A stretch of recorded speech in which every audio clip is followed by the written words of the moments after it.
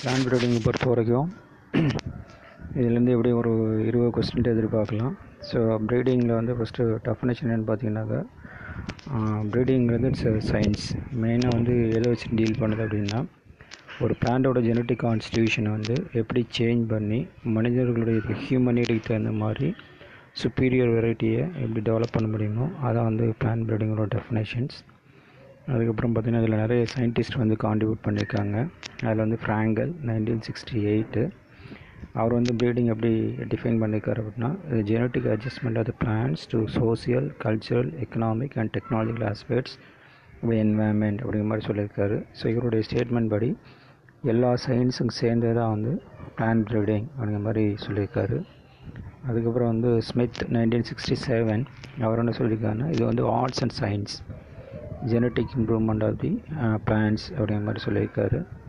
அதேமாதிரி முக்கியமான ஒரு ப்ரீடிங்கோட அவுட்புட் என்ன அப்படின்னாக்கா, development of the huskless barley and awnless wheat. ஏன்னா வீட்டில் வந்து ஆணோட தான் இருக்குது எல்லாமே. பார்த்தீங்கன்னாக்கா வைல்ட் லைஃப் டைப் எல்லாமே இப்போ வந்து ஆன்லெஸ் மெட்டீரியல் இருக்குது. இது வந்து அச்சீவ்மெண்ட் ஆஃப் தி ப்ரீடிங் சொல்லலாம். அதுக்கப்புறம் பார்த்திங்கனாக்கா இது வந்து combination of botany, genetics, cytogenetics, physiology, pathology, agronomy எல்லா நாலேஜ் இருந்தால் தான் ஒரு நல்ல ப்ரீடராக வந்து இருக்க முடியும் அப்படிங்கிற மாதிரி டெஃபினேஷன்ஸ் நிறைய இருக்குது. அதுக்கப்புறம் வந்து science of plant breeding coupled with எல்லா டிசிப்ளின்ஸ் சேர்ந்தது கமர்ஷியல் எண்ட் ப்ராடக்ட்டை டெவலப் பண்ணுறது தான் வந்து இதோட அல்டிமேட் எய்மு. அதுக்கப்புறம் பார்த்திங்கன்னா ஹிஸ்ட்ரியில் பார்த்திங்கனாக்கா டொமஸ்டிகேஷன் அப்படின்னு ஒரு வேர்டு இருக்கும். ஸோ அந்த வேர்டு வந்து அடிக்கடி கேட்கக்கூடிய கொஸ்டின். இது என்னன்னாக்கா வந்து it's a process of bringing wild species under human management. Wild ஸ்பீசிஸை வந்து கல்டிவேபிள் ஸ்பீசிஸை மாற்றுறது தான் வந்து டொமஸ்டிகேஷன் பேர். ஸோ அந்த டொமஸ்டிகேஷன் ப்ராசஸ் நிறைய பேர் ஆரம்பத்தில் பண்ணியிருக்காங்க. ஆரம்பத்தில் பார்த்திங்கன்னா பாபிலோனியன் அண்ட் அசாரியன்ஸ் அவங்க என்ன பண்ணியிருக்காங்கன்னா, டேட் ஃபார்மில் வந்து ஆர்டிஃபிஷியல் பாலினேஷன் பண்ணவங்க அவங்க தான். அதுக்கப்புறம் தான் தாமஸ் பார்ட்சைல்ட் 1717 இவர் தான் ஃபஸ்ட்டு ஆர்டிஃபிஷியல் ஹைப்ரிட் வந்து உருவாக்குனவர்.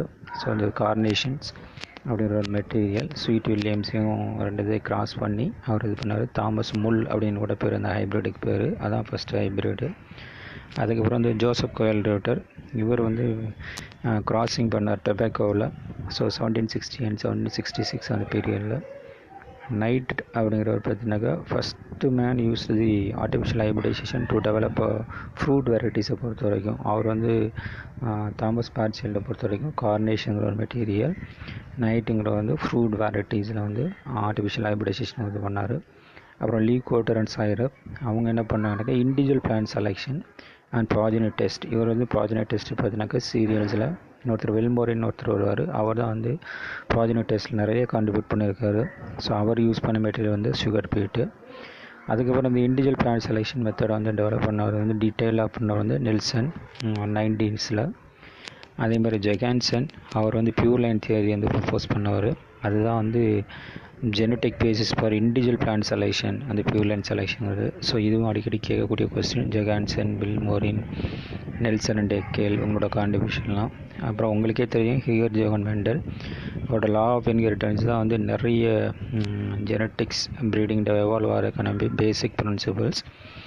ஸோ அதேமாதிரி ஜிஹெச் ஷுல் அப்படிங்கிறவர் பார்த்தீங்கன்னாக்கா இன்ப்ரீடிங் மெய்ஸில் வந்து கண்டுபிடிச்சார். இன்ப்ரீடிங் மூலமாக நார்மலாக வந்து விகர் வந்து லாஸ் ஆகும். ஆனால் வந்து இவரோட கான்செப்டை யூஸ் பண்ணி வீக் இன்ப்ரீடிங் லைனை ஐடென்டிஃபை பண்ணி அதுக்கெல்லாம் கிராஸ் பண்ணப்போ மிராக்கில் பார்த்திங்கன்னா நல்ல டெவலப்மெண்ட் கிடச்சிச்சு.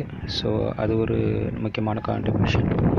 அதேமாதிரி இந்த சயின்ஸோட மெயின் கான்ட்ரிபியூஷன் பார்த்திங்கனாக்கா development of the semi dwarf material, அதாவது சீரியல்ஸை பொறுத்த வரைக்கும் ரைஸ், வீட்டு, அதுதான் கூட நம்ம கிரீன் ரெவல்யூஷனுக்கு மெயினான காரணமாக இருந்துச்சு. நார்மன் போர்லாக்கும் அவரோட குரூப் ஆஃப் சயின்டிஸ்ட்டு சிமெட்டில் வந்து அந்த நொரின் 10 அப்படிங்கிற மெட்டீரியல் வந்து ரெடி பண்ணாங்க. சிமெட்டுங்கிறது international centre for wheat and maize improvement, Mexico. அவங்க யூஸ் பண்ண வெரைட்டி வந்து ஜாப்பனீஸ் வெரைட்டி நொரின் 10. அதில் RHT1, RHT2 அப்படிங்கிற ஜீன் இருக்குது. அவங்க வந்து RHT1 மட்டுமோ 2 மட்டுமோ போத் காம்பினேஷன்லேயே யூஸ் பண்ணி அந்த டுவாப்பிங் மெட்டீரியல் வந்து ரெடி பண்ணாங்க. அதே மாதிரி லேட்டர் ஐசிஆர் பார்த்தீங்கன்னாக்கா அவங்க இதே மாதிரி இதை அடாப்ட் பண்ணி கல்யாண சொன்னாலிகா அப்படிங்கிற வெரைட்டியை வந்து இன்ட்ரடியூஸ் பண்ணாங்க. இந்த வெரைட்டி எல்லாமே பார்த்திங்கன்னா செமி டிவார்ஃபாக இருக்கும். Lodging resistance, fertilizer responsive, high yielding and rust resistance. இது வீட்டை பொறுத்த வரைக்கும். அதே மாதிரி ரைஸில் பார்த்திங்கனாக்கா செமி டிவார்ஃப் ரைஸ் வெரைட்டி இது பண்ணாங்க. அந்த சயின்டிஸ்ட் வந்து டிஜி ஊஜன்.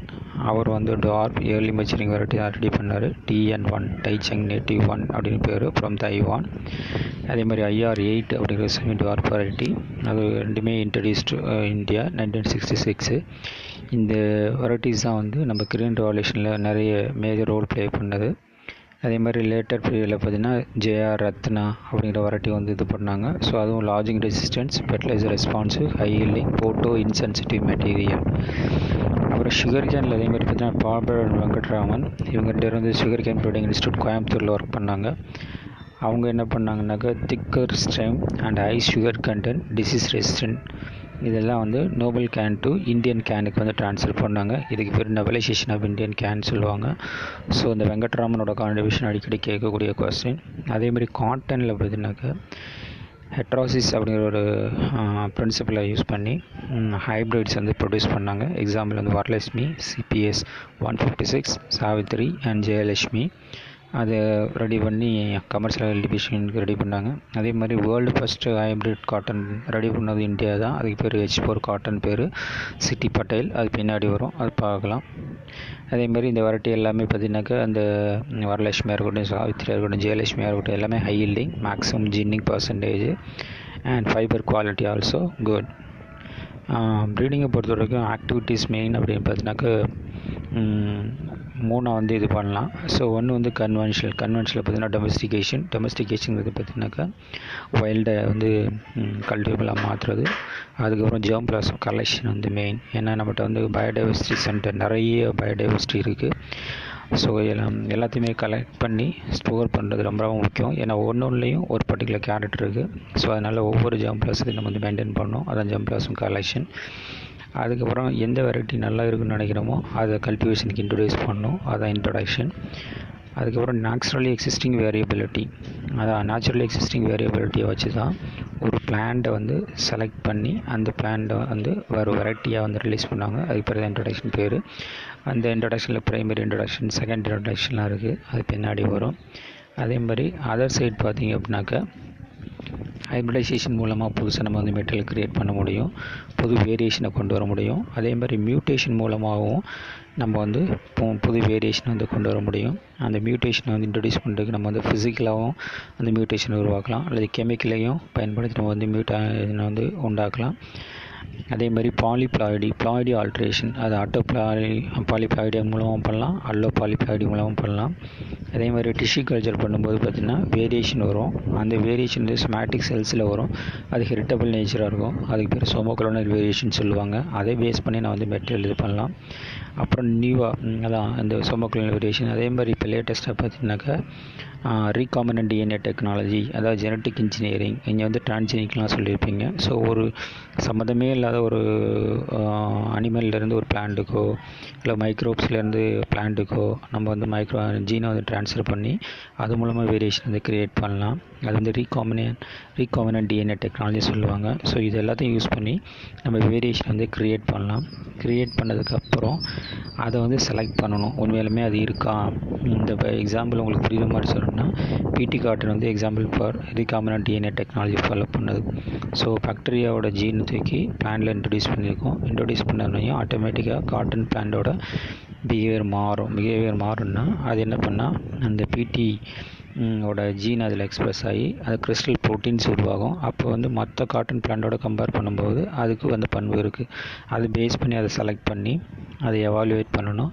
எவாலுவேட் பண்ணும்போது பார்த்திங்கனாக்கா அது வந்து அந்த பூச்சிக்கு ரெசிஸ்டன்ட் இருக்கான்னு சொல்லி, ரெசிஸ்டன்ட் இருக்குது அப்படின்னு தெரிஞ்சால் அதை மல்டிப்ளை பண்ணி டிஸ்ட்ரிபியூட் பண்ணணும். இதுதான் வந்து sequence of activities in plant breeding. So இதை தான் வந்து டீட்டெயிலாக நீ படிக்க போகிறோம். இதில் பார்த்திங்கனாக்கா எல்லாமே ஃபேவரபுளாக இருக்கா அப்படின்னாக்கா இதுலேயும் சில விஷயங்கள் வந்து அன்டிசரபுளாக இருக்குது. அதில் அன்டிசரபிள் கான்சிக்வன்சஸ் பார்த்திங்கனாக்கா ஜெனட்டிக் எரோஷன் பேர். ஜெனட்டிக் எரோஷன்னாக்கா நம்ம வந்து கன்சர்வ் பண்ணாமல் ஒவ்வொரு பீரியடாக நம்ம கல்டிவேட் பண்ணிக்கிட்டே இருந்தோம் அப்படின்னாக்கா என்வாயன்மெண்ட்டோட இன்ஃப்ளூயன்ஸ்னால ஒரு சில கேரக்டர்ஸ் வந்து லாஸ் ஆகிறதுக்கு சான்ஸ் இருக்குது. அப்போ அது மாதிரி லாஸ் ஆகுதுன்னா ஒரு ஜாம் ப்ராசஸ்லேருந்து அதுக்கு பேர் ஜெனட்டிக் எரோஷன் பேர். ஸோ ஜெனட்டிக் எரோஷன் வந்து ஆகாத மாதிரி பார்த்துக்கிறது ரொம்ப நல்லது.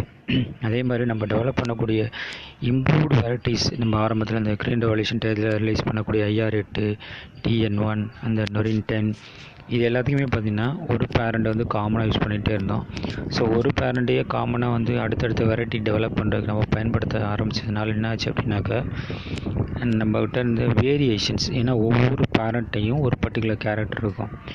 நம்ம ஒரே ஒரு பர்டிகுலர் பேரண்ட்டை மட்டும் நம்ம வந்து புது வெரைட்டி உருவாக்க பயன்படுத்த போகிறோம் அப்படின்னா நம்மகிட்ட இருக்கக்கூடிய அந்த வேரியபிலிட்டி வந்து குறைஞ்சி ஜெனட்டிக் பேக்ரவுண்டு ஆர் இந்த ஜெனட்டிக் வேரியபிலிட்டி ரொம்ப நேரமாக வந்துடும். ஒரு பர்டிகுலர் பேரண்ட்டோட பண்பு மட்டும்தான் வரும்.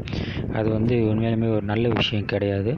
அதனால தான் என்னாச்சு அப்படின்னாக்கா, கம்பில் பார்த்தீங்கன்னாக்கா ஃபாஜிராவில் வந்து டிப் 23A அப்படிங்கிற ஒரு மேல் பேரண்டல் லைன் தான் ஹைப்ரிடுக்கு வந்து யூஸ் பண்ணாங்க. அந்த பேரண்டல் லைன் பார்த்தீங்கன்னா டவுனி மில்டியூக்கு பயங்கர ரெசிஸ்டன்ஸ். அப்போ என்னாச்சு அப்படின்னாக்கா, அந்த மெட்டீரியலில் திரும்ப அந்த பேரண்ட்டை யூஸ் பண்ணனால நியூவாக எவால்வ் ஆன எல்லா வெரைட்டியுமே டவுனி மில்டியூக்கு சசப்டபிளாக மாறிடுச்சு.